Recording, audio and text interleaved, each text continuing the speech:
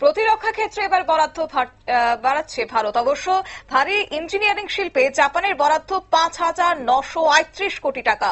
জাপানের বরাদ্দ বাড়াতে পারে তথ্য প্রযুক্তি ও রেলও। জানবো বিস্তারিত, আমাদের সঙ্গে যুক্ত হয়েছে প্রতিনিধি শেখ মনিরুল। মনিরুল, কি জানতে পারছো?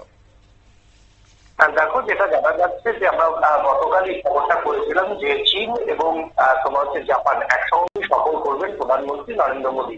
প্রথমে চীন সফর করবেন, চীন থেকে সোজা জাপানে যাবেন ভারতের প্রধানমন্ত্রী।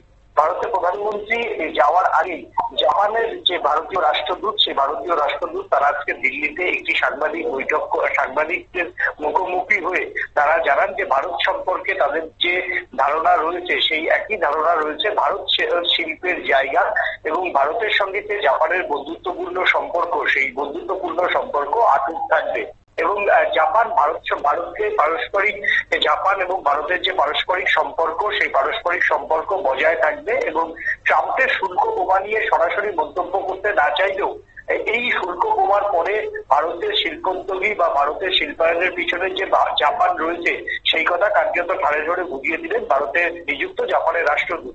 তিনি যেটা আজকে নয়াদিল্লিতে জানিয়েছেন যে ইতিমধ্যেই ৬৮ বিলিয়ন মার্কিন ডলার অর্থাৎ ৫,৯৩৮ কোটি টাকার মতো কোটি টাকা ভারতের তারা বিনিয়োগ করতে রাজি রয়েছে এবং সেই ক্ষেত্রে ভারী ইঞ্জিনিয়ারিং থেকে আরম্ভ করে তথ্য প্রযুক্তি শিল্পে জাপান আগামী দিনে ভারতে মোটা টাকা ইনভেস্ট করতে চায়। দেখো, ভারত ইতিমধ্যেই পঞ্চম প্রজন্মের যুদ্ধ বিমানের ইঞ্জিনের জন্য জাপানের দিকে তাকিয়ে রয়েছে। এছাড়াও ভারতের দুটি বড় প্রকল্প অর্থাৎ মোদী সরকারের স্বপ্নের প্রকল্প যে বুলেট ট্রেন, সেই বুলেট ট্রেন আমদানি করাতে বা বুলেট ট্রেনের ইঞ্জিন আমদানির জন্য জাপান কিন্তু ভারতের দিকে ভারত জাপানের দিকে তাকিয়ে রয়েছে। সেই জায়গা থেকে তারা জানিয়েছেন যে ভারী শিল্প নিয়ে তারা ইন্টারেস্টেড এবং পঞ্চম প্রজন্মের যুদ্ধ বিমানের ইঞ্জিন এবং বুলেট ট্রেন এই দুটোই কিন্তু ভারী শিল্পের মধ্যে পড়ে। তাই প্রধানমন্ত্রী নরেন্দ্র মোদী জাপান সফরের আগে জাপানের যিনি রাষ্ট্রদূত তিনি কিন্তু ভারতের প্রতি সাহায্যের আশ্বাস বাড়িয়ে দিলেন। পাশাপাশি ক্লথ ইন্ডাস্ট্রি অর্থাৎ জাপান কিন্তু এই মুহূর্তে সব থেকে বেশি কাপড় কিনে হচ্ছে বাংলাদেশ থেকে এবং বাংলাদেশের উপরই জাপান কিন্তু কাপড়ের জন্য নির্ভরশীল।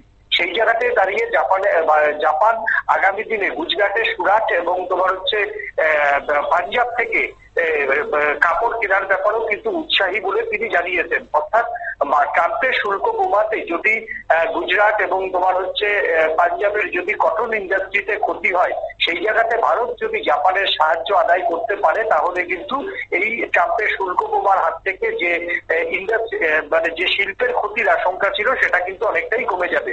পাশাপাশি তিনি আরো জানিয়েছেন যে প্রধানমন্ত্রী নরেন্দ্র মোদী জাপান সফরের সময় আরো কিছু বড় ঘোষণা করতে পারো বলেও কিন্তু তিনি জানিয়েছেন। অর্থাৎ সেটা হয়তো তিনি সাংবাদিকদের বললেন না, কারণ দুই দেশের প্রধানমন্ত্রী তারা বৈঠক করে যৌথ যখন প্রেস কনফারেন্স করবেন তখনই হয়তো এই বড় যে ডিল প্রধানমন্ত্রী নরেন্দ্র মোদীর নেতৃত্বাধীন ভারতের সঙ্গে হবে, সেই বড় ডিল হয়তো জয়েন্ট প্রেস কনফারেন্স করেই জাপান এবং ভারত একযোগে ঘোষণা করবে। শতাব্দী, ধন্যবাদ।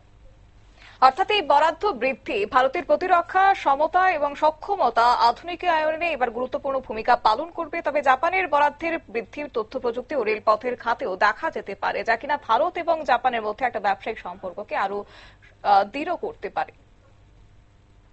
নিয়ে ছোট্ট একটি বিজ্ঞাপন বিরতির সঙ্গে থাকুন।